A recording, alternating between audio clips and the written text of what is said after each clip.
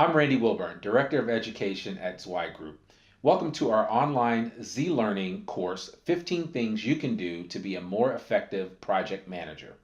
This 1 hour continuing education program will take you through a variety of real-life scenarios that most, if not all, project managers in the design industry face on a daily basis. Today, we are with Zweig Group Chairman and Industry Expert, Mark Zweig. Mark has been working with and for architects and engineers for over 38 years. Hey, Mark, thanks for joining us today. Hey, thanks, man. Don't remind me about that time. I know, right? Where did it go, It, huh? it flies. It flies. I can't believe I've known you for 20 of those 38 years. So Man alive. that's special, I'm but almost old enough to be your daddy. almost, not quite. He would have been a young father.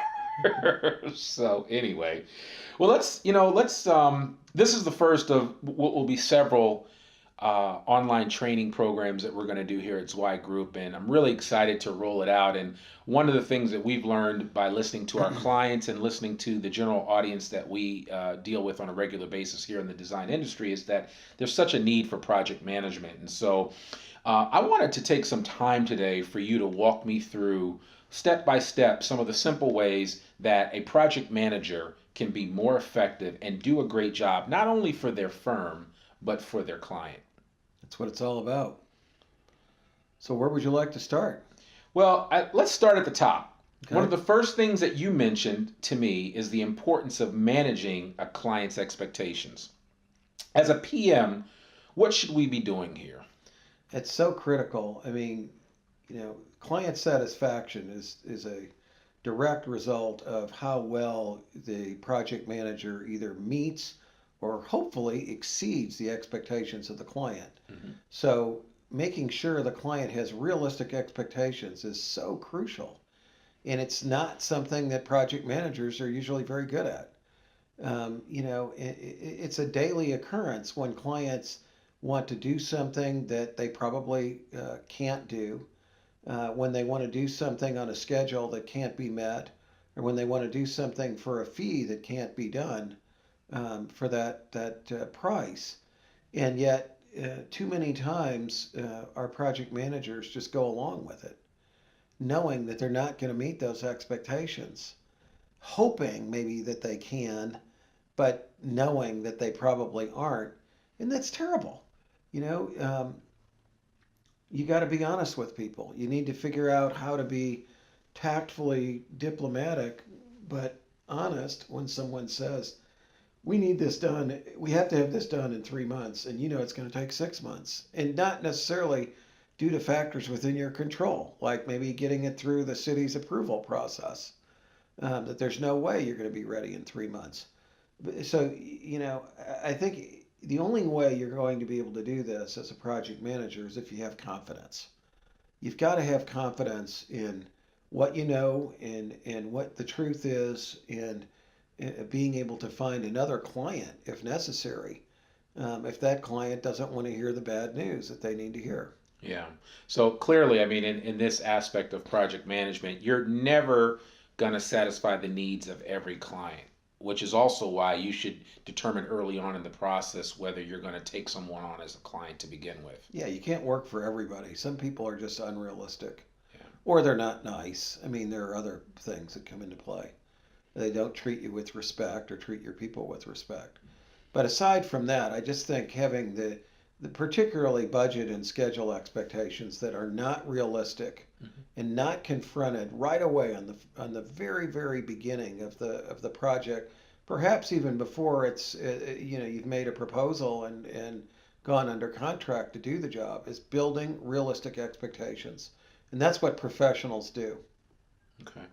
Well, let's take this one step further. Now, I'm working, I found a client that I really like, and I've decided that, you know what, I think I want to take this to the next level. We want to develop a proposal for them for whatever project that they're working on. So, when it comes specifically to proposals and documentation, you talk a lot about putting the right language in there to avoid misunderstandings.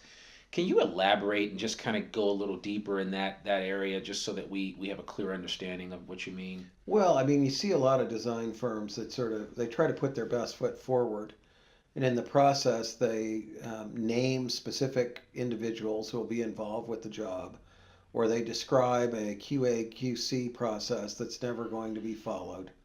It's bad. Again, or they have a very unclear scope, which is subject to widely ranging different interpretations by the client on exactly what they're going to get.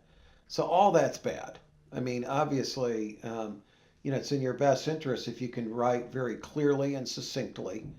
I see a lot of Victorian era English creeping in, as per your request, enclosed herewith, per the above referenced agreement, please find the attached proposal. I mean, who in the world talks like that? So, communication's got to be clear. Expectations have to be clear. Describe exactly what you're really going to do. Don't name team members that won't be on the team. I do think that some firms deliberately have a very vague scope because they feel it gives them the opportunity to price the job very low, win it, Right. and then through a process of extra services agreements, get a decent fee out of the client in the end. It's sort of like the contractor approach of a low bid, and then we'll hit them up for you know extra services or change orders rather along the way. Right. And so that I don't think that's a good approach either. Not to say that I haven't seen it or even done it myself in the past. Yeah, I mean, obviously things are going to happen on any project and you're going to encounter challenges, but I think the question here really is that for a good project manager should make sure that they've got a clear scope of work, that they know what they're working from, and certainly that if they can be straight up with their writing and that they avoid being vague, it will make a big difference. Are there any specific tips that you would have to offer, especially some of these young project managers out there that are just getting into the space of, somebody has put on their desk, here Johnny, this is, or here's Sarah, here's your new project, you're going to take Right. this and run with it. When it comes to that, and they have to put a good proposal together, do you have any specific recommendations? Well, sure. I think everybody should have their writing reviewed by somebody else. Okay.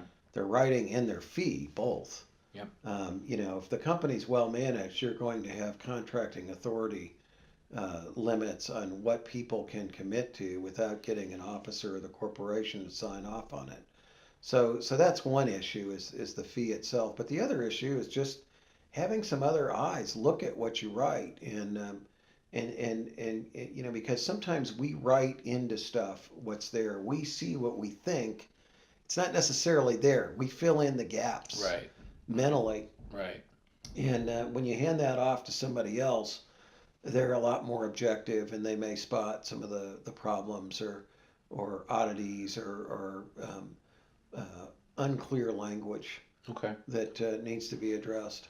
Well, you mentioned fees, and that takes me to my next question, which is, so when talking about proposals, I'm sure the fee is another item that needs to be considered. And certainly, as you said, a lot of times people create these proposals and undervalue the work that they're going to do.